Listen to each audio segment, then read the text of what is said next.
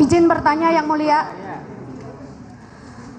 Ahli tadi menerangkan dalam pra peradilan dasarnya adalah dalam ruang lingkup formil saja.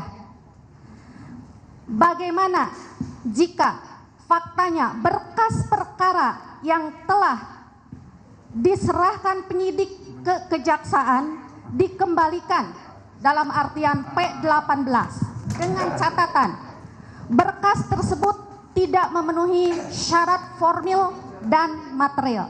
Ya, pengembalian berkas yang dilimpahkan oleh penyidik dari ke kejaksaan dan dikembalikan ke penyidik.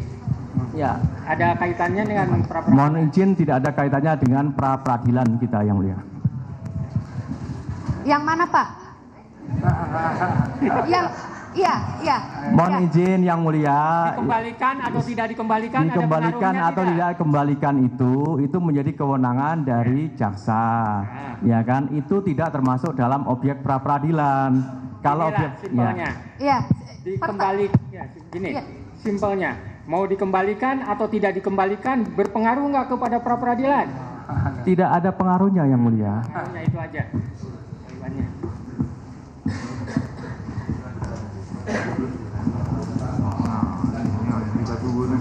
Mohon maaf, Yang Mulia, kami berdiri. Ya, biar kelihatan. Saudara ahli, kita sepakat dulu bahwa ini adalah kasus pembunuhan dan pemerkosaan untuk anak di bawah umur. Oke, kita sepakat dulu. Saya jadi penyidik cukup lama, dan aku yang melakukan investigasi tentang Peggy Setiawan karena sesuai perintah daripada ketua tim. Yang perlu saya tanyakan kepada ahli, ini kasus pembunuhan dan pemerkosaan.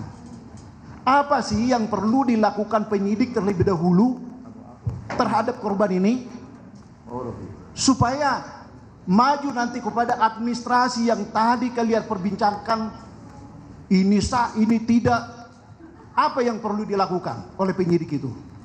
Bapak kan ahli pidana. Itu yang pertama saya tanya. Pertanyaan. Apa yang perlu dilakukan penyidik itu terhadap kasus ini, TKP ini, korban ini? Terlebih dahulu apa? Mohon izin Yang Mulia, karena ini menjadi domainnya penyidik, saya sebagai ahli pidana saya tidak menjawab.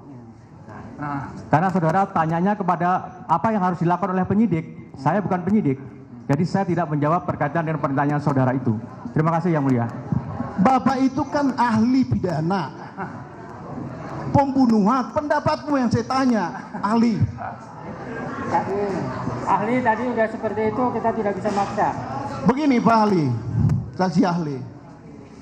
Tentunya kan penyidik itu mengolah TKP ini menentukan korban itu meninggal atau tidak.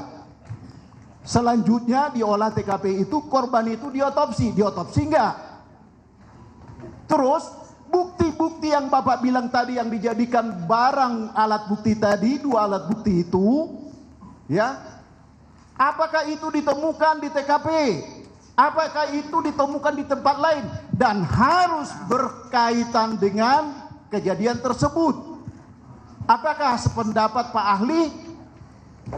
Gimana ahli terkait? Mohon izin Yang Mulia, apa yang saudara sampaikan tadi, tanyakan kepada saya, dan saya kira ini sudah masuk ke dalam materi pokok perkara.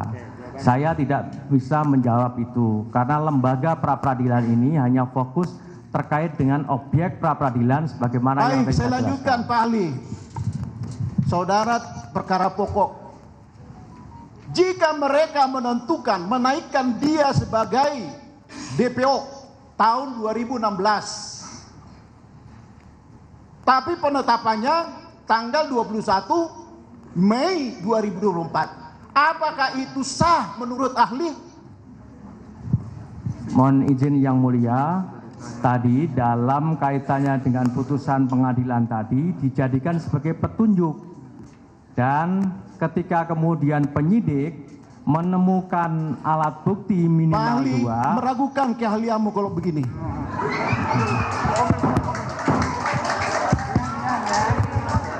Izin Yang Mulia. Sebentar. Saya luruskan dulu. Ya. Pokoknya dalam forum ini tidak ada kesimpulan-kesimpulan. Kita juga harus menghargai ahli. Sependapat atau tidak sependapat dengan ahli, baik ahli yang kemarin maupun ahli yang sekarang, kita harus menghormati pendapatnya. Ya, suka atau tidak suka silakan ulas dalam kesimpulan masing-masing ya. Nggak bisa kita itu. Silakan. Kalau ada pertanyaan, nanti pertanyaan yang lain. Mohon izin. Ya. Kalau boleh kami memohon kepada yang mulia, mohon untuk diceritakan kepada ahli untuk melakukan atau memberikan jawaban yang independen. Jangan sampai ditanya oleh pemohon memberikan jawaban yang memuaskan, sama termohon ditanya oleh pemohon selalu bilang sudah dijelaskan. Padahal sudah disumpah. Sudah, gini. Sudah jelas semuanya. Mohon izin yang mulia. Sudah, ini ahli ini nggak paham tentang aturan main dari persidangan. Ya. Makanya kalau nanti dalam analisa para pihak, ahli misalnya ahli yang sekarang mau ahli yang kemarin dianggap tidak kompeten, ini poinnya ini, meragukan ini atau saling bertentangan, silakan tuangkan. Itu yang akan kita. Baik, Yang Mulia. Kami lanjutkan Kalau pertanyaan ini, kepada ahli. Sama-sama. Menurut saudara saksi ahli yang kemarin oke. Menurut ini saksi ahli yang sekarang oke. Kan gitu. Versinya masing-masing. Lanjut dengan pertanyaan.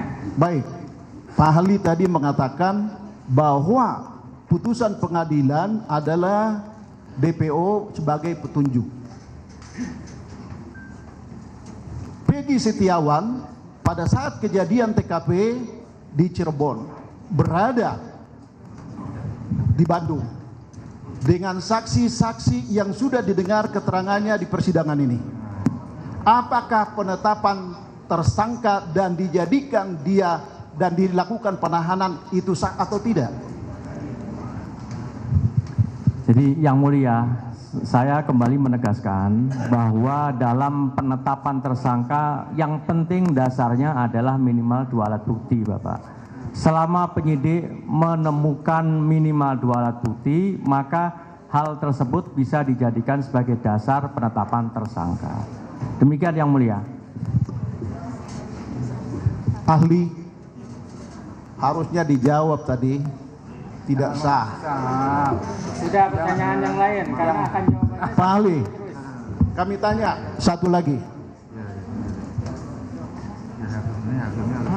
Apakah keterangan saksi-saksi yang mengatakan bahwa Peggy Setiawan berada di Bandung bersama mereka dan ditetapkan sebagai tersangka dan dilakukan penahanan yang sekarang ini surat penetapan tersangka melakukan penangkapan penahanan, apa itu dapat dikatakan sah atau tidak?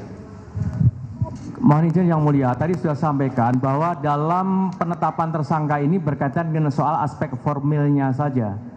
Ya, Aspek formilnya saja. Dalam pasal 2 ayat 2 Perma 4 2016 itu ketika sudah ada minimal 2 alat bukti maka sah secara hukum. Demikian jawaban saya Yang Mulia. ahli itu minimal ada 2 alat bukti aja. Gitu.